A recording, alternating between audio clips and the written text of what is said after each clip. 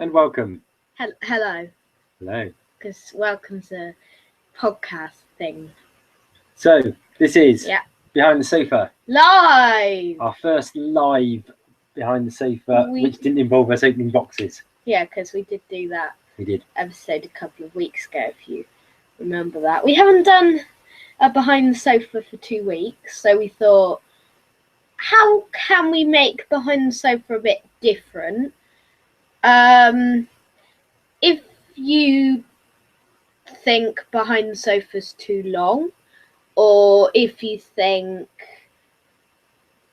I've never watched that episode, well, now it's changing for Series 9, because as well as the podcast, we will give an overview here on the story overall. So we'll give individual episode reviews on the podcast, and we'll give like overviews on here. Just try and cut that light out there. Is that working? No, just a little bit light. There you are. If you move over a little bit into the central. There we go. So we are about to do a podcast in a minute where we will review The Witch is Familiar. We will indeed. And later on we're watching Under the Lake. We are. This is just a full overview, a quick little overview review about what we thought on the story overall. Yes. I just noticed on the video, at the moment it looks like you're the sort of angelic ones. You've got this beam of light shining down over you. And then your evil dad. No, you're not evil. So, same sort of format as what we've used for Behind the Sofa in the past. But we start off with a brief description of the story. So, and then we'll follow that up with some specific questions and thoughts. Yeah, and if you want to tune into a full account, then you could either watch last week's podcast or the podcast that's just about to go on air. So, and our intention will be, correct me if I'm wrong, to do one of these Behind the Sofa live shows for every story in the series. That doesn't necessarily mean every week, but every two weeks when there's a new story. So in 2 weeks we'll do like an Under the Lake Before the Flood one. Yeah. So, where is the Doctor? When the skies of Earth are frozen by a mysterious alien force, Clara needs her friend, and survival seems impossible. Trapped and alone, will the Doctor be able to resist his greatest temptation? Entices you in, eh? It does. Are you enticed? Yeah. I hope you are. Have you seen it? Did you watch it? If you have watched it, then let us know what you thought below, because we might even read some of them out on the podcast. You may do. If you haven't watched it, you better go and watch it quickly, because otherwise we're going to spoil it for you. Yeah. Because we'll probably mention a few things that would be spoilers for those who haven't seen it. So turn off now. It's spoiler alert. And if you don't know, it says original in the title. That means because we're going to do 2 versions, we're going to do one which has edited and with pictures and all that fun stuff going on. So if you're not, you might be watching it live, you might be watching it an edited version later. Regardless, we're happy you're here. Yes. It's lovely to see you. So, what did you make of this epic episode then? So it's the first story in this new series. Now, we've got different opinions on this, haven't we? On certain bits of it, I think we've got a general overall agreement. We've got an overall general agreement that this story is amazing. That this story felt like a finale instead of an opener, and it enticed you into the whole of the rest of the season. But at the same time, you prefer part 2, don't you? I'm in 2 different minds. I'm unsure. I slightly prefer part 1, but that's just my opinion. The reason I like part 2 more, and I'll come on to this a little bit more when we start talking about some of the specific questions, but I love dialogue. Yeah. I love it when you get characters talking to each other. And spoiler alert, the Doctor and Davros had a long face-off. He did. Who had the longer face? And Do you think? then he put on his Sonic sunglasses. Yeah. So we've got loads of new things, actually. In fact, there's loads to talk about with this episode. There is. We're going to try and keep it to about 20 minutes. Because we've got full review on the podcast if you want to listen to that. That'll be slightly longer, probably. And plus, because your mum says you talk too long. She might be listening now. So, and she'll say... Watching. It's too long. Yes. So, first of all then, let's get our usual roundup of setting the scene. Who is the Doctor, if we didn't already know? The Doctor is Peter Capaldi. So, second series, Peter Capaldi in the lead role. No, and how good was he? Definitely in part 2. I like his Darker Edge because it's a bit different. Mm-hmm. The only bit I didn't like in part 1 was the bit when the Doctor was sort of introducing sort of slang words to the past, and he was sort of going a bit mad. The tank guitar scene I don't mind. I know you dislike that scene a lot, but the tank and the guitar and the tank scene, it's quite fun, quite a grand entrance, but at the same time it went on for too long. I think, because for those that have seen it, there is that sort of in the first story, the first time we really see the Doctor properly after the intro is when he arrives, when Clara and Missy are both looking for him, and all of a sudden he appears playing, I can't remember what he's playing now, but he's sort of like playing some meaty hooks on his guitar on a tank, and it is probably as grand an entrance as you can ever get. It's, part of me did think that's very funny. It's a real big entrance. It's as OTT as you can imagine. It is quite OTT, and I don't usually like OTT things because the Russell T Davies era sometimes irritated me. Not saying I didn't like all of the Russell T Davies era. Some great ones in there. Mm-hmm. Sometimes it may have even been better than the Stephen Moffat era, but not at most points. Yeah, it definitely has more OTT-ness. It does. In RTD. In RTD. Yeah. RTD, OTT. It's sort of more family friendly. Yeah. But I think, so part of me thought, yeah, that's really grand. And part of me just thought, wow, a little bit cringy. But that's me. Yeah. What did you actually make of Peter Capaldi generally? Peter Capaldi, he was great in this story. As I was starting to say that, as I said, he was a little more... I like his darker edge, so I preferred him in Witch is Familiar. Mm-hmm. I preferred Magician's Apprentice as an episode, but the Doctor, I preferred him in Witch is Familiar, and also there's that great scene in the chair, which we'll go on to a bit later. Yeah. So, to me, Peter Capaldi, within we're probably actually about halfway through his first series, immediately jumped up to being my second favourite Doctor after Tom Baker. It's difficult to beat Tom Baker because Tom Baker is, let's face it, Tom Baker is the Doctor. In capital letters. The Doctor. But Peter Capaldi's got a lot of Tom Baker about him. Yeah, while still bringing his own ness about it. His own take on it. And I was immediately won over. I know not everybody was. No, some people thought he's too dark, he's too like Colin Baker, which we personally think Colin Baker's a tiny bit underrated. But people are starting to feel sorry for him. Yeah. At the moment, but we personally don't mind him. We like Colin Baker. We like all the Doctors. We do, but we like that sort of darker edge, don't we? We do. If you haven't guessed. Yeah. And actually, if I had a concern about this series, it was those initial bits of dialogue that seemed to be coming through that this wasn't going to be quite as dark. Yeah. And I thought, oh, I like the dark stuff. I do too. That's why I was thinking, I was anticipating this series more than I was before Series 8 because I thought Series 8 was... I didn't used to like the dark things, but now I do. I think the good thing about it is 2 stories in, and who knows what else comes through from this series, but from two two episodes in, sorry, Yeah.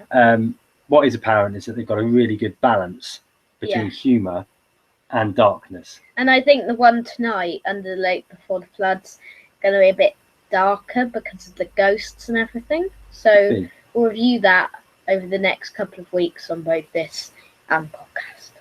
So we know that the Doctor is Peter Capaldi. Who's the companion in this story? Clara.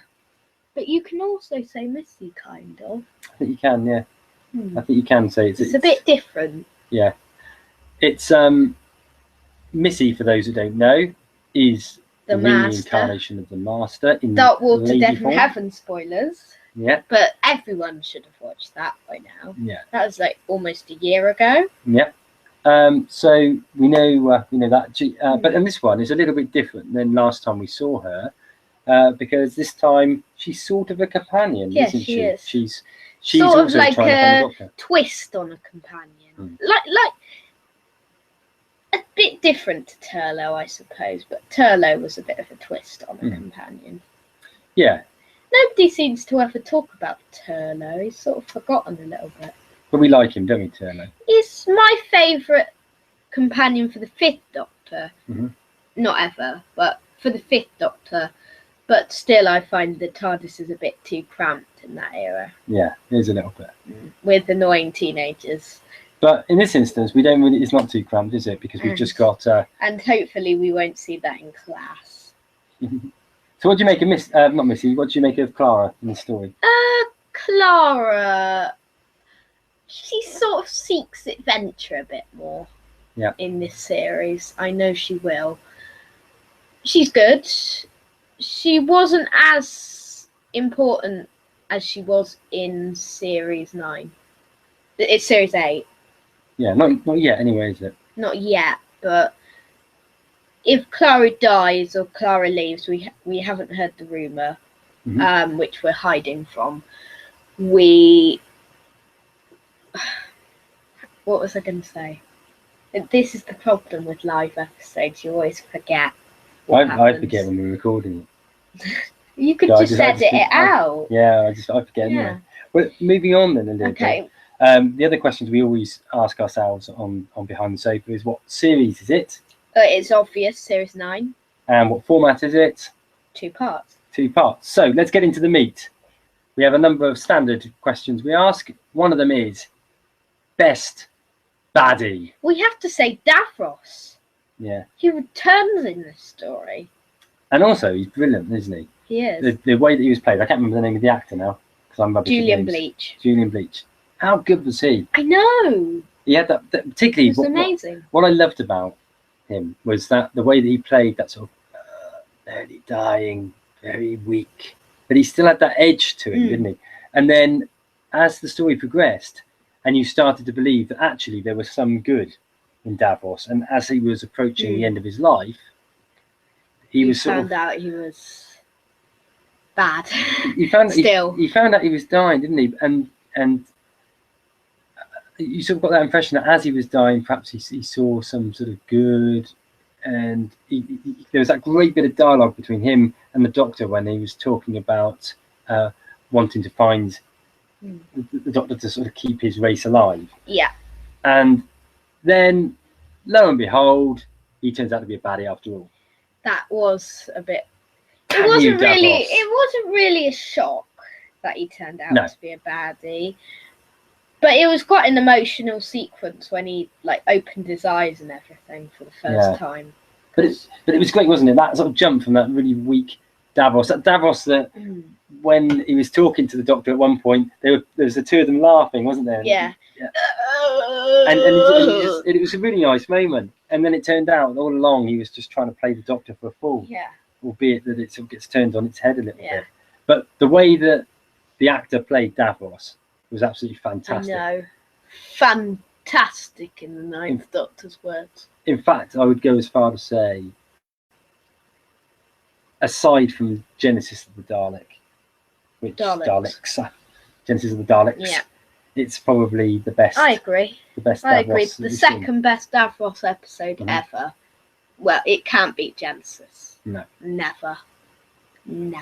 Who knows? Maybe it will happen one day. Maybe it will happen one day, but never Genesis. Okay, so of the 2 parts, part 1 and part 2. We said we differed We earlier. did. So I say part 1, you say part 2. It's quite a hard choice for me. The more I thought about part 2, the more I enjoyed it. I'll say that. I think the thing was, if you remember rightly, when I came round and we were talking about the first episode, Yeah. I'd said how much I'd enjoyed it, but there was a number of things that just annoyed me a little bit. Yeah. About it, wasn't there? The thing that I noticed about part 2 is when we come to the podcast later, when we ask about the bad bits, I'm going to struggle. Yeah. Yeah, I don't think there was anything bad about part 2. I thought part 2 was a perfect episode. I do too, but I still prefer part 1 slightly. Yeah. Maybe part of that is just because you had that whole excitement about Doctor Who returning. Yeah, as well. maybe. Yeah. Maybe. Comment below on what you preferred. Also, comment below if you knew why both episodes were called what they were called. Yeah, why were they called Magician's Apprentice, Witch's Familiar? I don't know. I've no idea. Who's the magician? Who's the magician's obviously the Doctor, but who's his apprentice? Do you think that what actually happened was that Stephen Moffat got all these scripts in? Some of them he'd written himself, others he'd got other writers in, and then he had a list of words that he randomly threw into like a bucket, and they pulled the words out randomly and attached them to it. So you could have got sort of like under no raven. It could have been like that, yeah. It could, under no random. raven. Yeah, we'll call it that. Hell Familiar Lake. Hell Familiar Lake. Hell Familiar Lake. Sounds like a good episode. Yeah, Hell Familiar Lake. So, but yeah, it was. I couldn't get my head around that at all. But there we have it. So there we have it. That's the best parts. Best supporting cast. What do you think? 2 for me. Yeah. Michelle Gomez or Julian Bleach. Okay, we've talked a little bit about Julian Bleach, haven't we, insofar as his Davros. Yeah. What do we think then of Michelle Gomez and Missy? Missy. She was developed a lot from series 9, and I thought people liked her a bit more. Most people. Someone on the fan show we were watching a minute ago said that Missy was pointless, but no, I think she had a point. She had a use. She just wasn't the main baddie. I really like the way Michelle Gomez plays Missy, and how she's a bit different in this story. What I think is really good about her is there's some times where she borders on being really irritating and borders on you sort of thinking, why is she here? I hate her. But somehow she always just has this little twist on it, which actually makes you think, but she's great. She is. And there's some superb moments on her, isn't it? Where that, although she's very funny, she adds a lot of humour to both stories.